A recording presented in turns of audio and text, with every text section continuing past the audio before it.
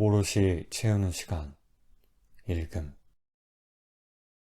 안녕하세요. 반갑습니다. 읽음입니다. 오늘 들려드릴 이야기는 코끼리의 마음입니다. 여러분, 아기 코끼리를 본 적 있으세요?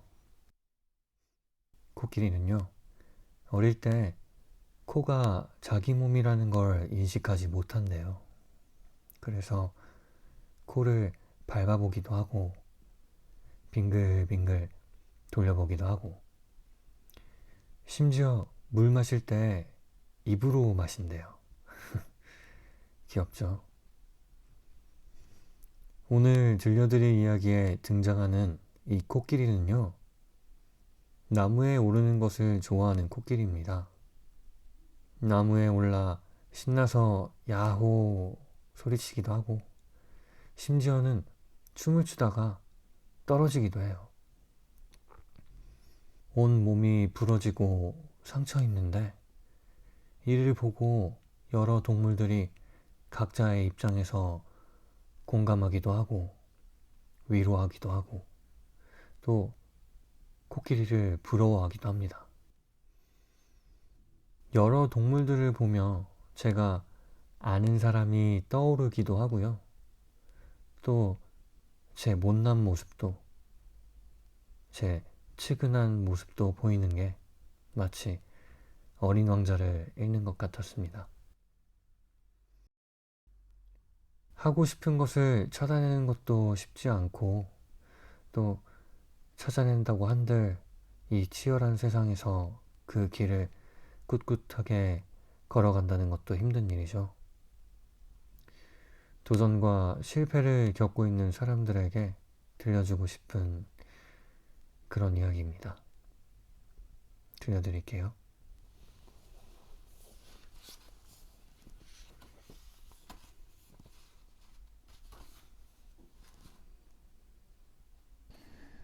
창문으로 햇빛이 들이친 뒤에야 코끼리는 잠에서 깨어났다. 아이쿠. 머리에 난 혹을 조심스럽게 만지며 옆으로 돌아눕자 더 큰 소리가 났다. 아이쿠, 아야 하는 소리를 내고서야 몸을 일으킬 수 있었다. 기지개를 쭉 펴고 앞으로 다시는 나무에 오르지 말아야지. 결국 또 오르긴 하겠지만 다시는 나무에서 떨어지지 말아야지 하고 다짐했다. 거울에 비친 자기 모습이 정말 처량해 보인다고 생각하며 코끼리는 고개를 절레절레 흔들었다. 그리고 밖으로 나갔다. 코끼리는 숲을 걸으며 생각했다. 다시 나무에 오르지 않으면 어떤 일이 생길까? 나무에서 떨어지는 일도 없고, 그래서 아플 일도 후회할 일도 없겠지? 하나같이 더 나은 일만 있었다. 하지만 나쁜 점도 있다는 것을 코끼리는 분명 알고 있었다. 내가 오르지 않아도 누군가가 나무에 올라갔다 떨어지고, 심지어 나보다 더 세게 떨어져 결국 내 탓을 할지도 몰라. 코끼리는 고개를 끄덕이고 나무를 올려다보았다. 한 번 더 뒤통수에 혹을 만져보고 다시는 나무에 오르지 않겠다고 엄숙히 다짐하며 마음을 다잡았다. 그치만 엄숙할 것까지야. 코끼리는 어처구니 없다는 듯 어깨를 으쓱했다. 코끼리는 이내 목을 가다듬고 나무에 오르기 시작했다. 꼭대기에 도착해서는 주위를 돌아보며 먼 곳을 향해 소리쳤다. 먼 곳이다. 먼 곳이 보인다. 그러고는 기쁨에 춤을 추고 한쪽 발로 한 발을 축으로 팽이처럼 도는 발레 동작인 피루엣까지 하다가 균형을 잃고 넘어졌다. 아이쿠. 결국 쿵 하고 세게 땅으로 떨어졌다. 동물들은 코끼리가 떨어지는 것을 보거나 소리를 듣고 그를 걱정했다. 코끼리는 잠시 후 일어나 끙끙거리며 비틀비틀 걸어갔다. 아무 생각도 할 수 없었다. 첫 번째 나무에서 멀지 않은 두 번째 나무에 올랐다. 세 번째 나무에도. 땅거미가 질 무렵 코끼리는 작은 신음소리를 내며 한 발 한 발 질질 끌고 집으로 향했다. 집에 도착하자마자 침대로 들어가 곧바로 골아떨어졌다. 밤에는 나무에 오르지 않았다. 코끼리는 한밤중에 잠에서 깨어 어제 일을 떠올려 보았다. 바보 같고 오만하고 생각은 짧고 구제불능, 제멋대로에 우스꽝스럽고 뭐 하나 잘한 것 없다는 생각이 들었다. 온 몸이 쑤셨다. 코끼리는 천장을 보며 한참 그대로 누워 있었다. 마침내 코끼리는 종이 한 장을 집어들어 머릿속의 것들을 적기 시작했다. 햇살이 창문으로 환히 비쳐들 때까지 깨지 않았다. 다람쥐야, 네가 만약 나라면? 코끼리가 다람쥐에게 물었다. 어느 여름날 오후였다. 둘은 다람쥐 집에 앉아 있었다. 창문이 열려 있었고 찻잔이 놓인 탁자 위로 햇살이 비스듬히 비쳐들었다. 햇빛 속에서 먼지가 춤을 추고 멀리 보리수나무 꼭대기에서 종달새가 지저귀었다. 너라면 그래도 올라가고 싶을 것 같니? 사실은 나무에 잘 오르지 못하고 결국 떨어져 아플 걸 알면서도 말이야. 다람쥐는 아무 말도 하지 않았다. 코끼리는 차를 한 모금 마시고 계속 물었다. 꼭대기에 도착해 주위를 둘러보는데 한 번도 본 적 없는 아주 먼 곳. 그런 먼 곳이 보인다면 너도 기뻐서 심장이 쿵쾅거릴 것 같아? 먼 곳이다. 저기 먼 곳이 보인다. 하고 소리치고 빙빙 돌기도 하고 피루엣도 하면서 말이야. 코끼리는 잠시 입을 다물고 다람쥐를 곁눈질했다. 다람쥐는 여전히 말없이 차만 저었다. 코끼리는 탁자 위에 달린 전등을 힐끗 올려다 본 뒤 또 물었다. 너는 자신이 피루엣을 못한다는 걸 알고 있어. 한 발로 서는 건 나무 꼭대기니까 더 어렵다는 걸 알아. 피루엣을 할 만한 곳이 전혀 아니지. 원래 피루엣을 아주 잘한다고 해도 거기서는 힘들고 한 발로 서는 것조차 어렵다는 걸 잘 알면서도 계속 나무에 오를 것 같니? 다람쥐는 일어나 잔을 다시 채웠다. 둘 다 한 모금씩 마셨다. 그리고 떨어진다는 것도 알아. 어쩔 수 없거든. 아무튼 나뭇가지들 사이로 쿵 하며 떨어지리라는 것도 너는 알고 있어. 그러면 온 몸이 쑤시고 여기저기가 죄다 부러지고 어디에 있는지 자기가 누군지조차 알 수 없게 돼. 그래도 계속 할 것 같아? 코끼리는 한 모금 더 마시고 찻잔을 내려놓은 뒤 목을 가다듬고 입술을 깨물며 코를 목 뒤로 넘겼다. 딱히 뭘 해야 할지 알 수 없었다. 다람쥐도 찻잔을 내려놓더니 이마를 훔치고 뒤통수를 긁적이며 대답했다. 응.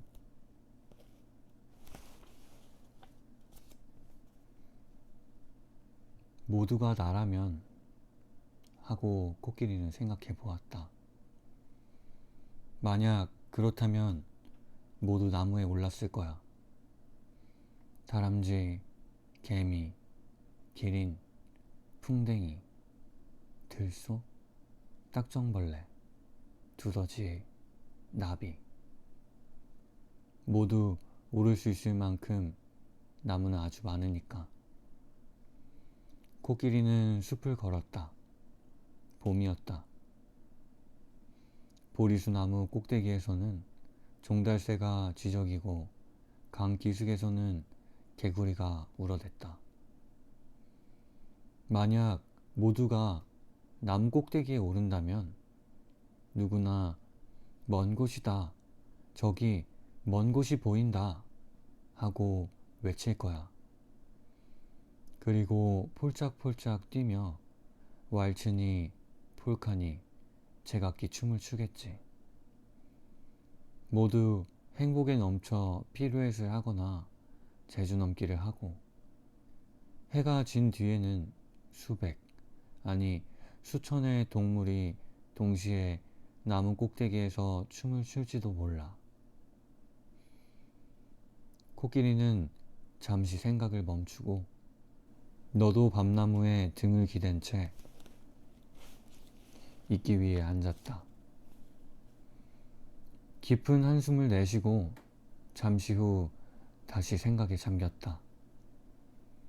만약 나만 떨어지는 거라면 나 말고는 다들 기어서 내려가거나 날아가거나 굴러서 내려가거나 둥둥 떠내려간다면.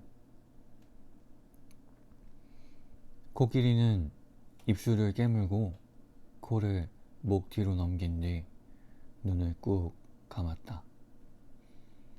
인생이 불공평하다는 생각이 들었다. 아니, 어쩌면 공평한지도 모른다. 어쩌면 너무 공평해서 코끼리만 넘어지고 다른 이들은 아무도 넘어지지 않는 것일지도 모른다. 어쩌면 그것이 이 세상 모든 것 사이에 존재하는 가장 공평한 일인지도 모른다. 코끼리는 그동안 올랐던 나무들을 모두 떠올려 보았다. 그 나무들은 공평했을까? 그리고 달은 공평했을까? 그런데 공평하다는 게 과연 어떤 걸까? 해가 지고 달이 떠오르며 한밤중이 되었다. 코끼리는 여전히 너도 밤나무 아래 기대앉은 채 잠들어 있었다. 다람쥐가 멀리서 들려오는 뭐라고 하는 건지 지금까지 한 번도 제대로 알아들은 적 없는 부엉이 소리를 들으려고 밖으로 나왔다가 코끼리를 발견했다. 다람쥐는 소리 없이 나무에서 내려와 코끼리에게 이불을 덮어주고 다시 소리 없이 올라갔다. 그러고는 집에 들어가 침대에 누웠다. 어느 아침 코끼리는 숲속을 걷다가 문득 의문이 생겼다. 그날 자신이 또 다시, 그러니까 평소와 다름없이 나무에 오르고 결국 떨어지는 것이 과연 현명한 일일까? 하는 의문. 그러면 그날 내내 아파서 구부정히 걸을 테고 생일 파티 같은 초대도 모두 거절해야 할 것이다. 그러다 코끼리는 참나무 아래 풀숲에서 코불소를 보았다. 코뿔소는 옆으로 누워 눈을 감은 채 힘없이 신음하고 있었다. 주변에는 부러진 나뭇가지와 나뭇잎이 널려 있었다. 코뿔소, 무슨 일이니? 코끼리가 물었다. 코뿔소는 눈을 뜨더니 코끼리를 보고 쉰 목소리로 대답했다. 아, 코끼리야. 나도 참나무에 올라갔었어. 말하기 부끄럽지만 사실이야. 꼭 한번 나무에 올라가 먼 곳을 보고 싶었거든. 코뿔소는 뒤통수를 긁적이며 입을 다물었다. 그래서 어떻게 됐는데? 코끼리가 물었다. 그래서 꼭대기에 올라가서 먼 곳을 보는데 그때 코뿔소가 속삭였다. 그러고는 입을 꾹 다물어 버렸다. 그러고 아주 조심스럽게 삐뚤어진 뿔을 코 위에 고쳐 세워보려 했다. 그래서 어떻게 됐는데? 코끼리가 물었다. 코끼리, 너는 믿지 않겠지만 왜 그런 마음이 들었는지 너무 기뻐서 막 춤을 추고 싶어지더라. 참나무 꼭대기에서 춤을 춘다는 게 상상이나 되니? 아니, 코끼리가 대답했다. 나는 피루엣까지 시도했어. 상상해봐, 피루엣이라니. 내가 이 코뿔소가 말이야. 코끼리는 아무 말도 하지 않았다. 당연히 나는 절대로 해서는 안 되는 일이거든. 코뿔소가 말했다. 그렇지, 코끼리가 대꾸했다. 절대로 춤을 출 수가 없어. 그렇고 말고 내가 전혀 다른 존재가 된 것 같았어. 코뿔소가 말했다. 그랬겠지. 코끼리는 코뿔소에게 들리지 않을 만큼 작은 목소리로 대답을 했다. 코뿔소가 잠시 헛기침을 하고 말을 이었다. 어휴, 그런데 당연하게도 바로 떨어져 버렸어. 그랬구나. 당연하지. 그러게. 코뿔소는 코끼리 쪽으로 등을 보이며 천천히 돌아 누웠다. 몸통에 움푹 파인 상처들이 있었다. 코끼리야, 나 너무 창피하니까 하고 코뿔소가 계속해서 속삭였다. 다른 친구들한테는 말하지 말아줘. 안 할게. 정말 안 할 거지? 응, 안 해. 다른 친구들이 나를 비웃는 건 싫어. 그렇지. 그런 바보 같은 행동을 하다니. 나무에 오르다니. 아우, 정말. 아우. 코뿔소는 다시 아무 말도 하지 않고 끙끙 앓았다. 코뿔은 여전히 삐뚤어 있었다. 해는 하늘 높이 떠올라 자기 빛으로 반짝이며 세상을 내려다보고 있었다. 저 아래 깊은 곳, 어느 나무 밑에 누워있는 코끼리가 보였다. 코끼리의 몸 위에 나뭇잎이 떨어졌다. 해에게 귀가 있었다면 코끼리의 신음소리를 들을 수 있었을 것이다. 코끼리는 왜 자꾸만 나무에서 떨어지는 걸까? 해는 생각했다. 왜 코끼리는 해가 저물듯 천천히 내려가지 못할까? 해가 저물듯 천천히 내려가는 게 그렇게 힘든가? 비와 눈을 떠올려 보았다. 비와 눈도 천천히 내려가지는 않는 것 같다. 번개는 더더욱. 해는 조금 더 높이 올라갔다. 난 춤출 일이 없어. 그래. 나는 하늘 높이 떠 있고 세상은 내 발 아래에 있고 나는 절대 춤을 추지 않아. 해는 자기 몸을 숨길 구름이 있는지 찾아보았다. 구름은 보이지 않았다.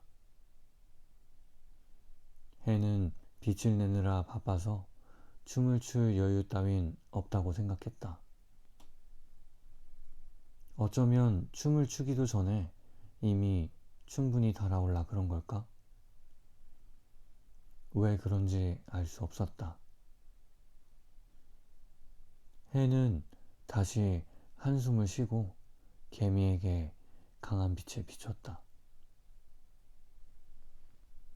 개미는 다람쥐에게 무언가를 설명하고 있었다.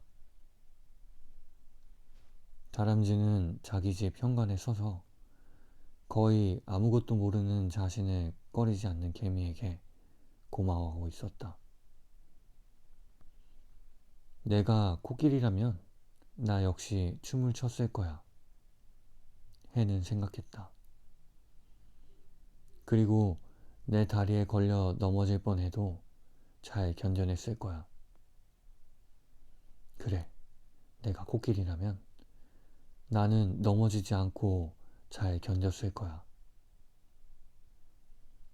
해는 온 힘을 다해 강한 빛을 내리쬐며 동물들이 모두 숨을 헐떡이거나 산속이나 나무 그늘을 찾아다니거나 강물 위 연잎에서 개굴거리다가 물속으로 풍덩하는 모습을 보게 될 생각에 흐뭇했다.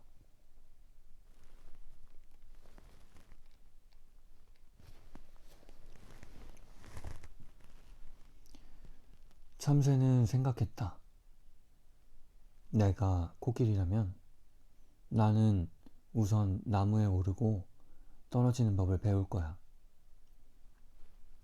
참새는 코끼리가 또 나무에 올라가 떨어질 때까지 기다렸다가 코끼리에게 날아가 떨어지지 않는 법을 배우라고 제안했다.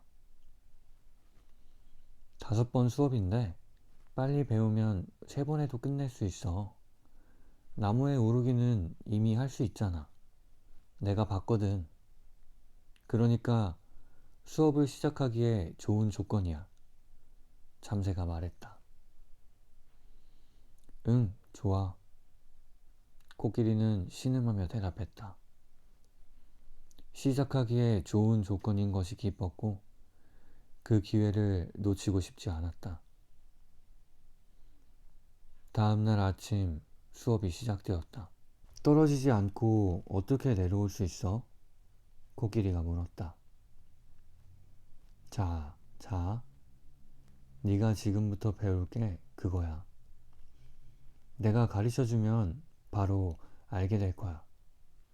참새가 미소를 지었다. 코끼리는 아무 말도 하지 않았다. 일단 나무에 올라가 봐.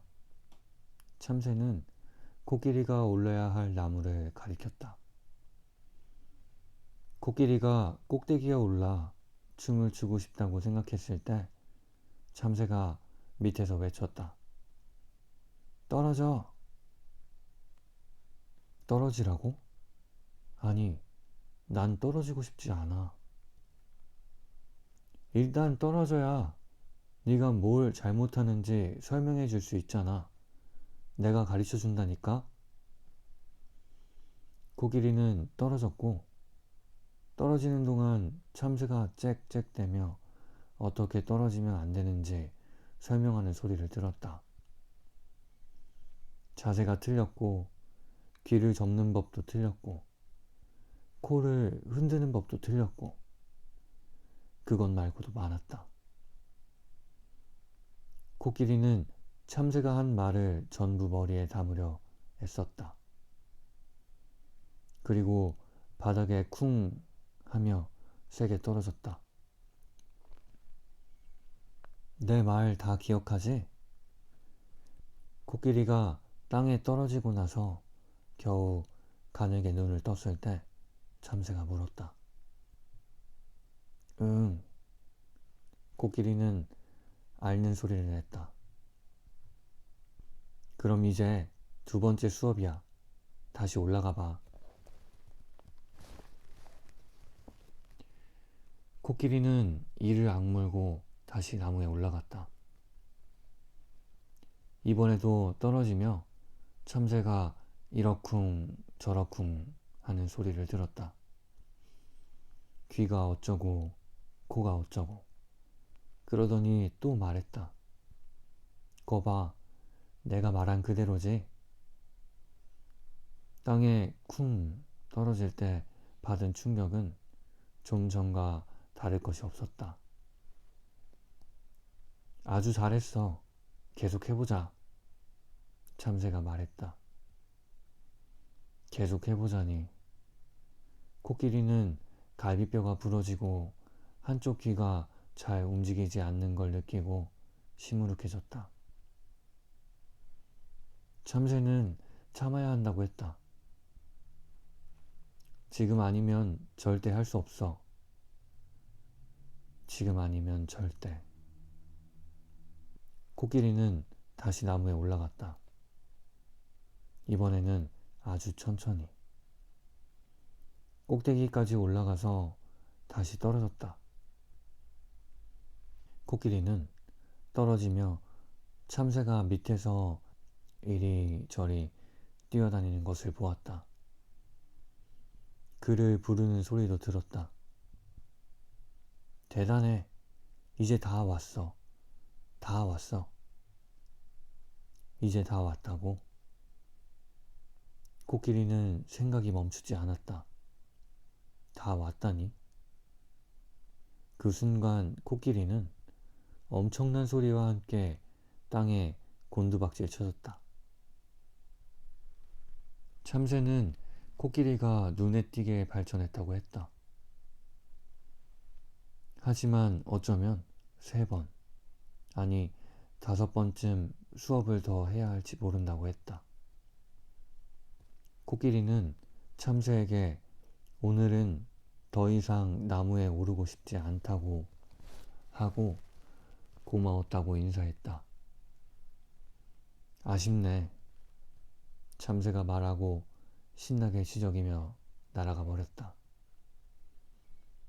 코끼리는 비틀거리며 집으로 돌아갔다. 정말 열심히 했어. 당연한 거지만. 그런데 이해력이 부족했어. 내가 코끼리라면 나는 케이크를 더 많이 먹겠어. 아주 많이. 곰이 말했다. 동물들이 곰을 둘러싸고 그의 말에 귀를 기울이고 있었다. 케이크를 배불리 먹으면 나무에서 떨어질 일도 없거든. 곰이 집게손가락을 흔들며 말했다. 아주 많이 먹으면 오르기도 전에 이미 땅에서 넘어질 테니까. 곰은 동물들을 슬쩍 쳐다보았다. 내가 시범을 보일게. 그래야 다들 이해할 수 있을 거야. 곰은 일어나서 보리수나무의 가장 낮은 가지에 한 발을 얹었다. 잘 봐. 나는 코끼리야. 내가 뭘 하면 안 될까? 나무에 오르는 거. 동물들이 대답했다. 그래. 그걸 안 하려면 어떻게 해야 할까? 케이크를 먹어야 해. 어떤 케이크가 좋을까? 꿀 케이크? 귀뚜라미가 대답했다. 맞아. 바로 꿀 케이크야. 그런데 그걸 어디서 구하지? 곰은 주위를 둘러보았다. 동물들은 서로를 쳐다보았다. 무슨 말인지 알아차린 동물들이 흩어져서 뛰어갔다. 곰은 땅바닥에 앉아 입술을 핥으며 흡족한 듯 등을 기댔다. 잠시 후 몇몇 동물들이 먼저 도착하자 곰은 바로 몸을 일으켜 보리수나무의 가장 낮은 가지에 다시 한 발을 얹으며 말했다. 시간 딱 맞췄네. 나무에 오르려던 참이었어. 곧이어 다른 동물들도 오래된 케이크, 금방 만들어 아직 부풀지도 않은 꿀 케이크, 혹은 곰이 좋아할 만한 다른 케이크를 가지고 돌아왔다. 숲속에 달콤한 냄새가 진동했다. 1시간쯤 후 곰은 풀밭에 누워 씩씩거리고 있었다. 그래, 이렇게 누워있을 거야. 내가 코끼리라면. 곰이 끙끙댔다. 내가 이래도 떨어질 수 있겠어? 아니, 그의 재주에 감탄하며 동물들이 말했다. 곰은 고개를 젖혀 보리수나무 꼭대기를 바라보았다. 저기 서서 먼 곳을 본다는 생각 같은 건 애당초 하지 말아야 해. 곰은 저 먼 곳이 커다란 케이크를 숨기고 있을지도 모를 지평선 너머가 아니라면 나무에 오를 필요 같은 건 없다고 생각했다. 해가 떨어지면 꿀이 높이 솟구치고 달이 떠오르면 설탕이나 크림 같은 하얀 것이 높이 말려 올라가는 지평선 너머가 아니라면. 곰이 잠들어 버리자 동물들은 흩어져 집으로 돌아갔다. 그들은 곰이 코끼리가 아닌 것이, 보리수 나무에 오르지 않는 것이 다행이라고 생각했다. 개구리는 생각했다. 내가 코끼리라면 나무 위에서 피루엣이 아니라 개골개골 노래를 했을 텐데, 뭔가 조용한 노래로. 개구리는 무리에서 외떨어진 연꽃잎에 앉아 천천히 강을 내려갔다. 버드나무 아래 풀숲에 개미와 다람쥐가 누워 손을 흔들어 주었고, 느릅나무 아래 땅바닥에는 코끼리가 떨어져 있었다. 개구리는 개골개골 활기차게 울더라도 폴짝폴짝 뛰는 건 동시에 하지 않겠다고 다짐했다. 그러나 가끔은 원치 않아도 저절로 활기차게 울며 폴짝폴짝 뛰어오르게 되었다. 개구리는 이맛살을 찌푸렸다. 내 노랫소리가 너무 아름다워 나도 모르게 폴짝 뛰어오르면 브라보, 코끼리, 브라보 하고 나 자신에게 박수갈채를 보내고 싶어질 거야. 그리고 바닥으로 떨어진 뒤에도 계속 노래하겠지. 야호 대신 목청 높여 정열적으로 아주 간절한 마음으로 개골개골. 어쩌면 그 노래가 마지막 노래일지도 모른다는 걸 잘 알고 있을 테니까. 오, 그러면 뭔가 특별한 노래를 불러야 하나? 개구리는 몸을 흔들어 생각을 지워버리고 소리 없이 빠르게 물속으로 뛰어들었다. 가장자리로 헤엄쳐 강가 갈대 사이에 앉았다. 내가 코끼리라면 나무 꼭대기에서 어쩌면 나도 모르게 뭔가 불길한 노래를 부를지도 몰라. 개구리는 코끼리의 긴 코와 커다란 귀 2개를 가진 자기가 참나무 위 꼭대기에 앉아있는 모습을 상상해 보았다. 점점 더 위협적이고 억지로 뭔가 불길한 노래를 하고 있는 모습을. 폴짝 뛰어오를 때까지 난 폴짝 뛰어올라야 해. 개구리는 계속해서 생각했다. 개구리는 물속으로 첨벙 뛰어들었다. 그제야 자신이 코끼리가 아니라 개구리라는 것을 깨달았다. 그게 기뻐할 일인지는 알 수 없었다. 개구리는 깊은 생각에 잠긴 채 물 위로 머리만 삐죽 내밀고 아주 단조로운 노래를 불렀다. 누구나 따라 부를 수 있는 개골 개골 노래를.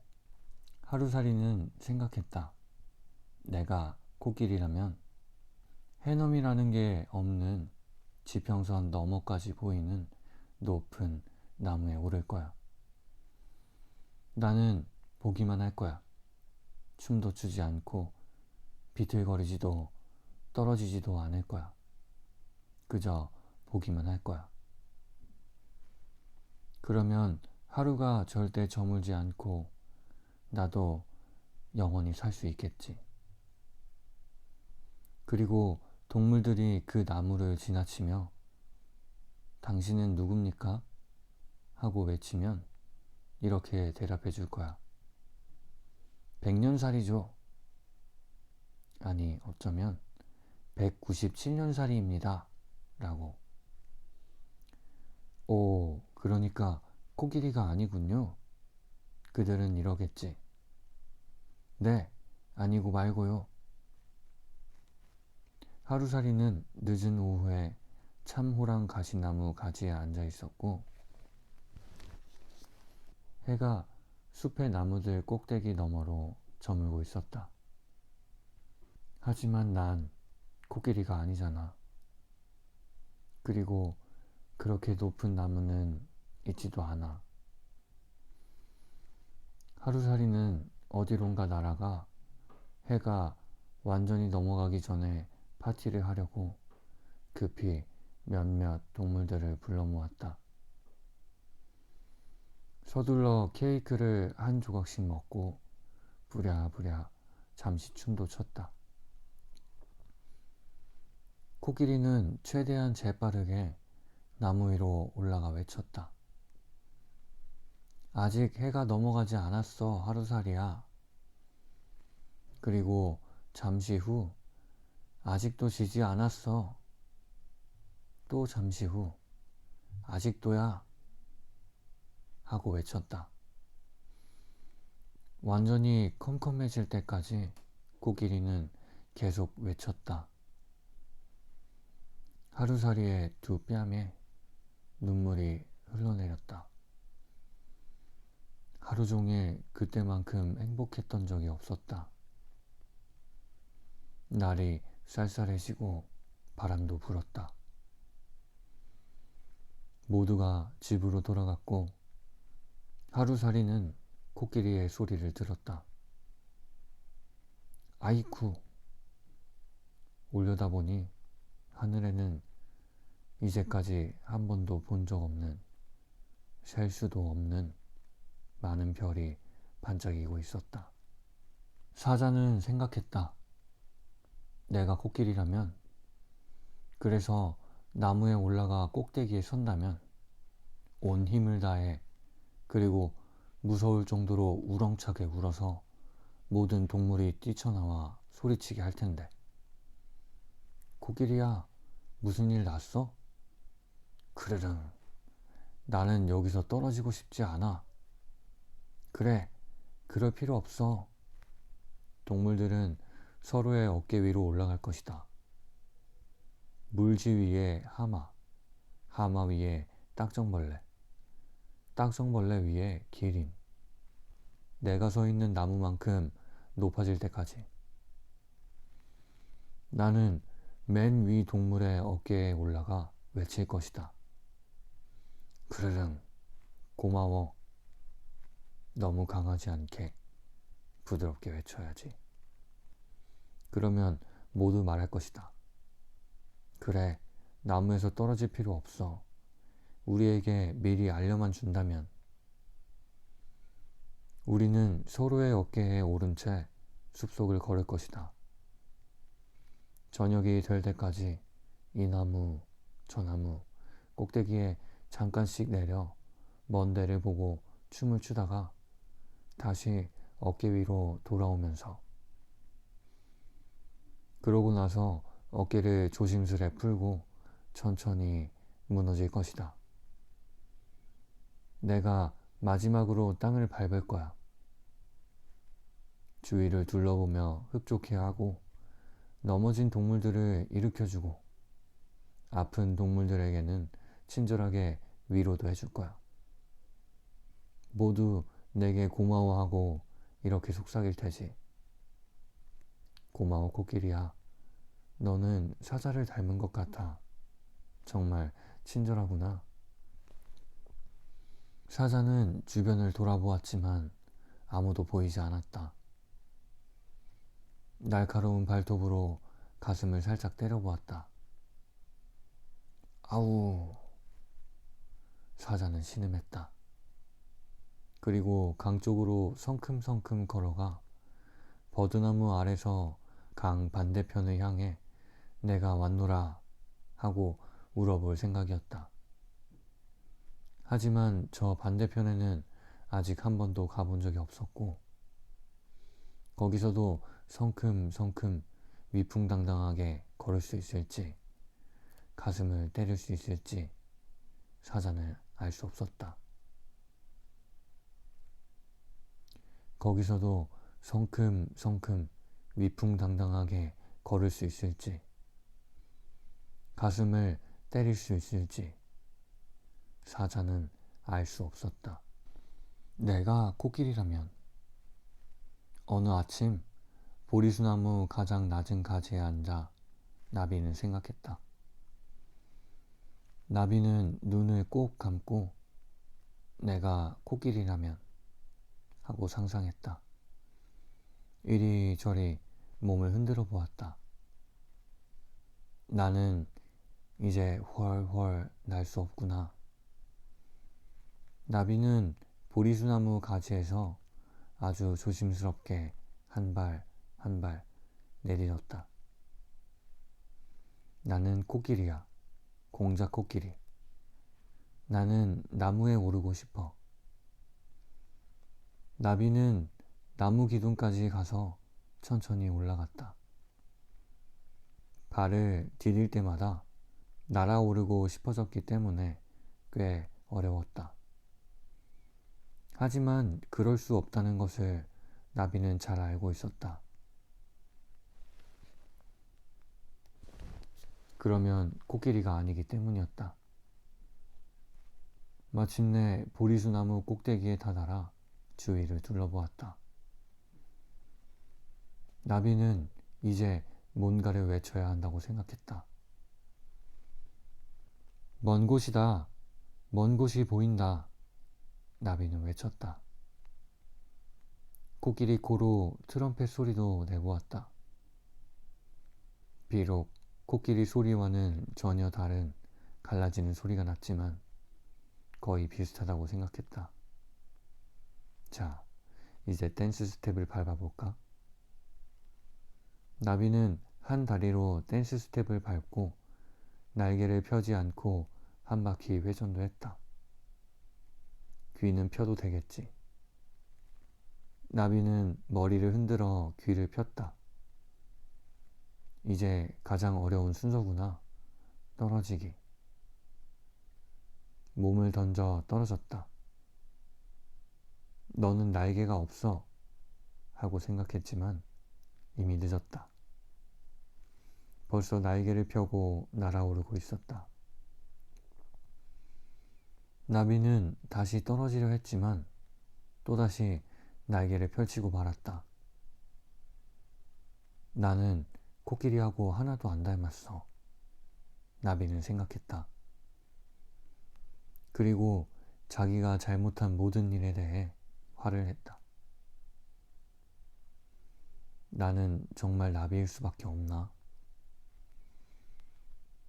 결국 나비는 아래로 날아가 거의 땅에 들이운 보리수 나무의 가장 낮은 가지에 앉았다. 내가 코끼리가 아니라 다른 거라면, 예를 들어 고래나. 하지만 나비의 상상은 거기에서 더 나아가지 못했다. 내가 아무것도 아니라면, 놀랍게도 아무것도 아니라는 것이 제일 어려웠다. 나는 나비니까 어쩔 수 없어. 나비는 높이 높이 훨훨 날아 덤불과 관목 숲속을 돌아다니다가 쓸쓸한 미나리아 제비 위에 앉기도 하고, 날개를 접고 그동안 생각했던 것들이 그만한 가치가 있는지 스스로에게 묻기도 했다.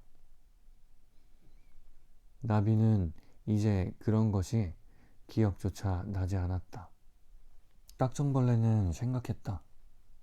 내가 코끼리라면 더 자주 나무에 오르고 더 세게 떨어질 텐데.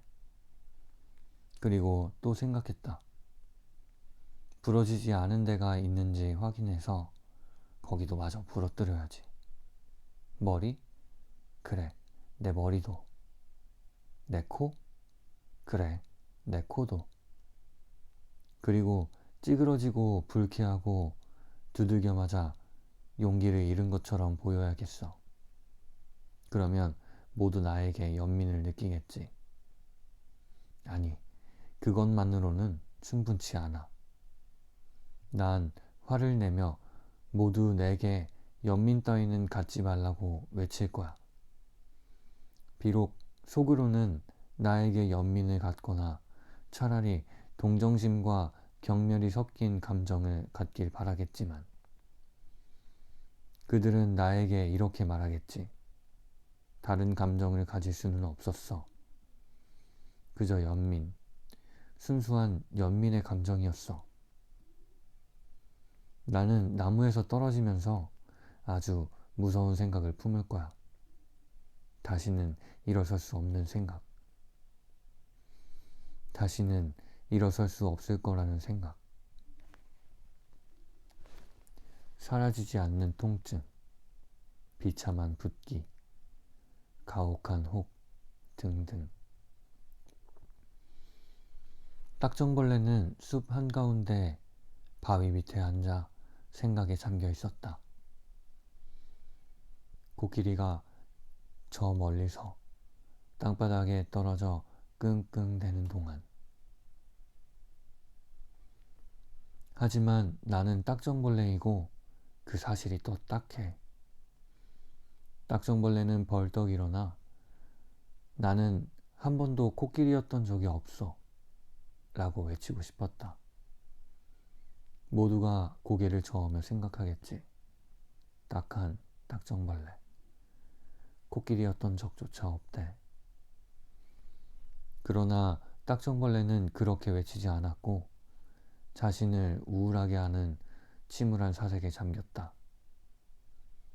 결국 미끄러져 넘어지고 해가 자신을 작심하고 쏘아보고 모두 자신에게 적대감을 보이기는커녕 더 비참하게도 자신을 응원하고 우울함이 마치 바위에서부터 생긴 양 세상이 그 바위 밑에 무너져 버릴 거라는 생각.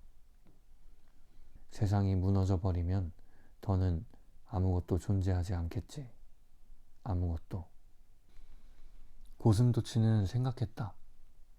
내가 코끼리라면 우리 집, 그러니까 나 고슴도치의 집에 놀러 갈 텐데. 우리는 창가에 마주 앉아 차를 마시며 가끔 창밖을 내다보겠지. 그리고 얼마쯤 시간이 흐르면 우리 둘 중 하나가 질문을 할 거야. 우리 무슨 말이라도 해야 하는 거 아니니? 그러면 나머지 하나가 대답하겠지. 아니, 그럴 필요 없어. 그렇게 어두워질 때까지 앉아 있다 보면 나무에 오르기에는 너무 늦은 시간이 될 거야. 고슴도치야, 나 조금만 더 있다 갈게. 내가 말하겠지.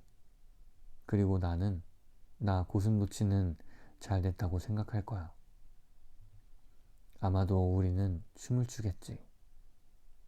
고슴도치는 눈을 꼭 감고 생각했다. 함께 춤을 추는 거야. 서로 조금 떨어져서.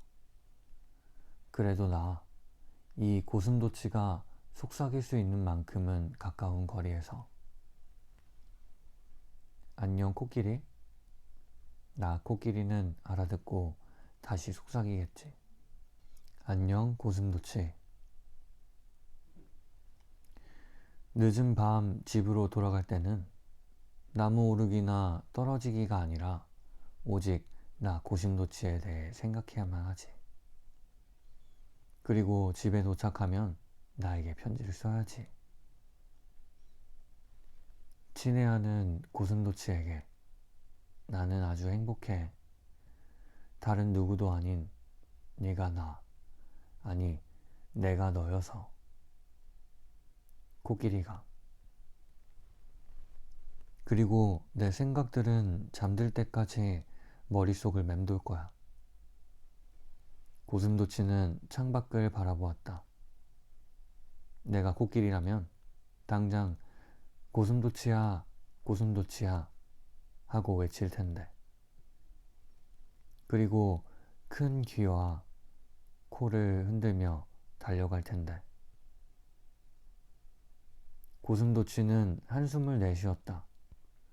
그리고 커튼을 내리고 마실 차를 준비했다.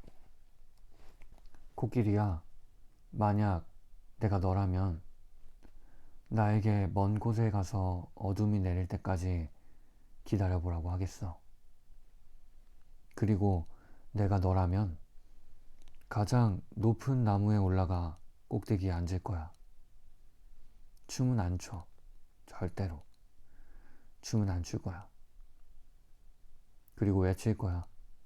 반딧불이야, 내가 왔어. 멀리서 그 소리를 들으면 반딧불이는 천천히 불을 밝혔다가 껐다, 다시 밝혔다 하겠지. 한 번도 본 적 없는 가장 아름다운 광경일 거야. 둘은 참나무 밑에 자리 잡고 있었다. 반딧불이는 코끼리를 슬쩍 쳐다봤지만 코끼리는 땅만 바라본 채 생각에 잠긴 듯 했다. 그걸 불을 깜빡인다고 할 거야.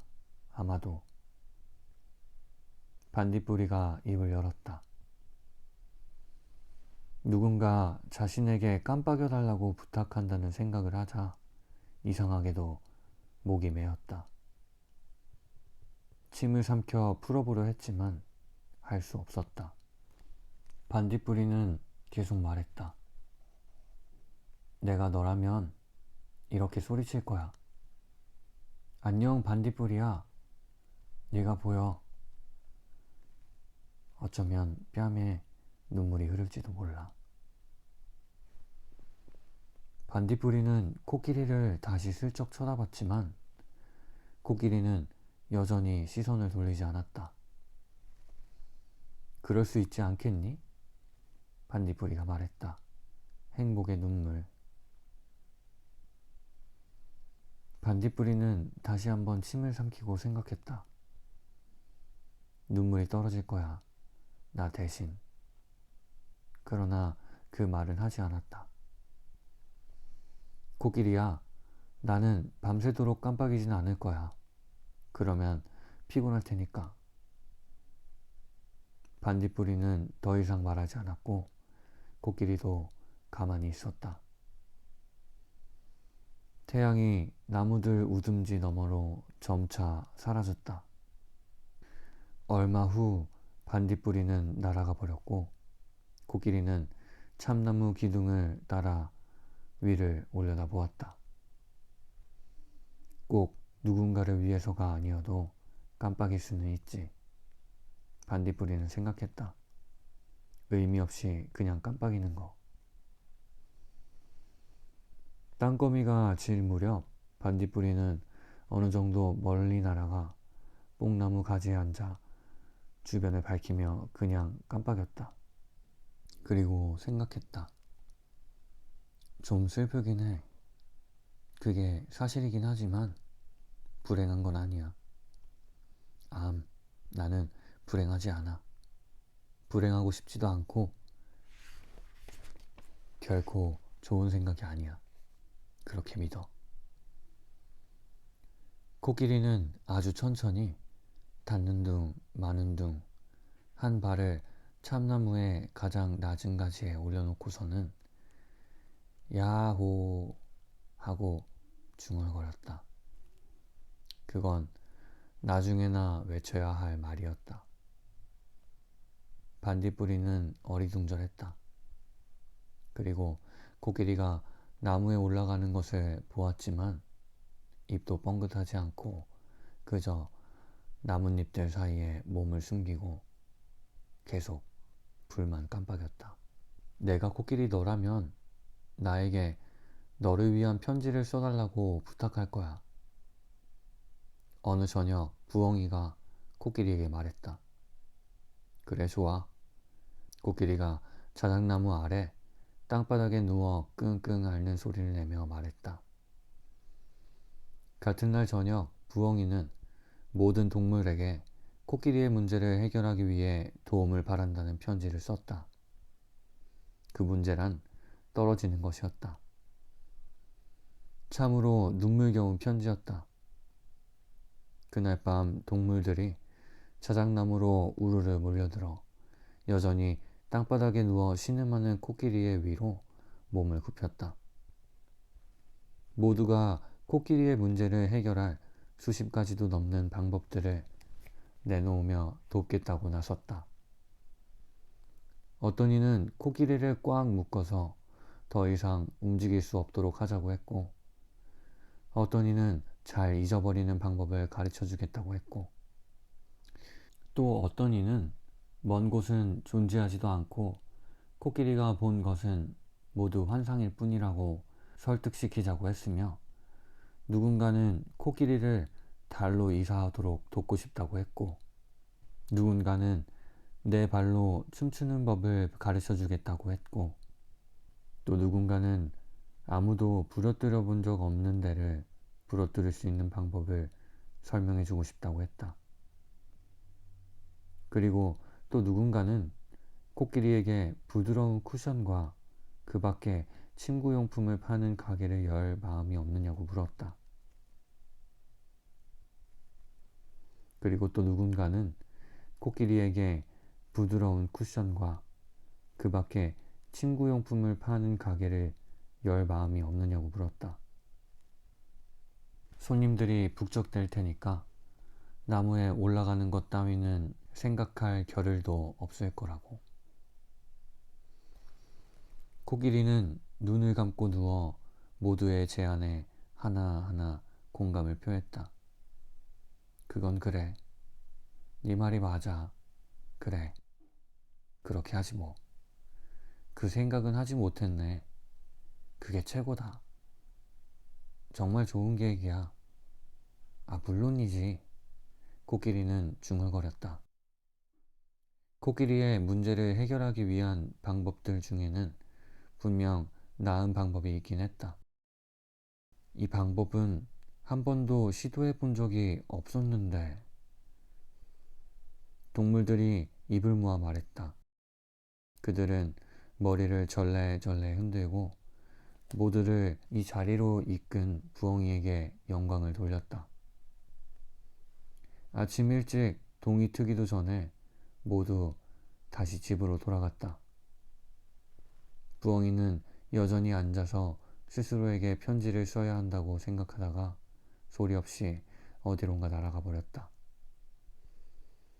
코끼리는 그때까지도 자작나무 아래 찬 바닥에 누워 있었다. 이제 다시는 나무에 올라가지 않겠어. 코끼리는 진지하게 생각했다. 왜 그런 결심을 했는지 이유는 알지 못했다. 아무도 코끼리에게 그 이유를 말해주지 않았거나 혹은 말해줬는데 코끼리가 이해하지 못했거나 어쨌든 그들이 코끼리의 문제를 해결하긴 한 것이다. 코끼리는 몹시 슬퍼졌다. 마치 자신을 둘러싼 모든 것이 관목 숲에서 떨어져 나갔다가 뭔가 선의를 품고 있긴 하지만 다시 자신에게 달려드는 것 같은 슬픔이었다. 어쨌든 슬펐다. 코끼리는 그 슬픔도 문제가 되는지, 그리고 동물들이 그 문제에 대한 해결책도 알고 있을지 궁금했다. 코끼리는 곧바로 자리를 박차고 일어났다. 이미 태양의 첫 빗줄기가 자작나무 잎사귀에 맺힌 이슬을 비추고 있었다. 내 슬픔을 해결할 방법을 찾았어. 코끼리는 감격스럽고 기뻤다. 그것을 해결하기 위해서는 그 누구도 필요치 않아. 코끼리는 자작나무에서 멀지 않은 곳에서 햇빛 세례를 받고 있던 단풍나무 꼭대기를 올려다보았다. 한 번도 들어본 적 없는 노래처럼 맑고 기분 좋은 종달새의 지저귀는 소리가 저 멀리서 들려왔다. 친애하는 코끼리에게 방금 네가 또 떨어지는 소리를 들었어. 너는 지금쯤 나무 밑 땅바닥 어딘가에 쓰러져 있겠지. 너는 아플 거고 어쩌면 여기저기가 죄다 부러졌을지도 몰라. 그리고 다시는 나무에 오르지 않겠다고 다짐하고 있겠지. 매번 나무에 오르고 오를 때마다 매번 나무에 오르고 오를 때마다 떨어지는 너를 우리가 끔찍한 바보로 여긴다고 그렇게 생각할 거야. 그래, 우리는 네가 바보 같다고 생각하지만 사실은 존경스럽기도 해. 우리는 못하는 건 절대 안 하지만 너는 하잖아. 우리는 무슨 일을 시작할 때마다 고민하고 재고 따지는데 너는 일단 시작하고 보잖아. 우리는 실수를 하거나 잘못 판단할까봐 두려운데 너는 우리가 모르는 뭔가 중요한 것을 아는 것 같아. 코끼리야, 앞으로 널 만날 때마다 말할 것 같아서 차라리 오늘 이렇게 편지를 쓰기로 했어. 우리는 그동안 너에게 더 이상 나무에 오르면 안 된다고, 우리에게 그런 말쯤은 해도 되는 권한이 있다고, 우리가 너라면 절대 다시는 아무데도 오르지 않을 거라고 말했을 거야. 하지만 솔직히 말하면 우리는 너처럼 나무 위에서 춤을 춰보고 싶고 쿵 하고 세게 떨어져 보고 싶어. 그러니까 코끼리야, 우리 말 듣지 말고 계속 나무에 오르길 바라. 다람쥐는 펜을 내려놓고 밖을 내다보았다. 바람도 불지 않는 무더운 여름날이었다. 멀리서 코끼리의 외침이 들려왔다. 아야, 아우. 다람쥐는 편지를 다시 읽어보고는 찢어버렸다. 그리고 너도 밤나무에서 내려가 참나무 밑에 쓰러져 눈을 감고 작은 신음소리를 내는 코끼리에게 다가갔다. 다람쥐는 코끼리 곁으로 다가가 이끼 위에 앉아서는 머리를 절레절레 흔들었다. 코끼리야, 코끼리야. 다람쥐가 중얼거렸다.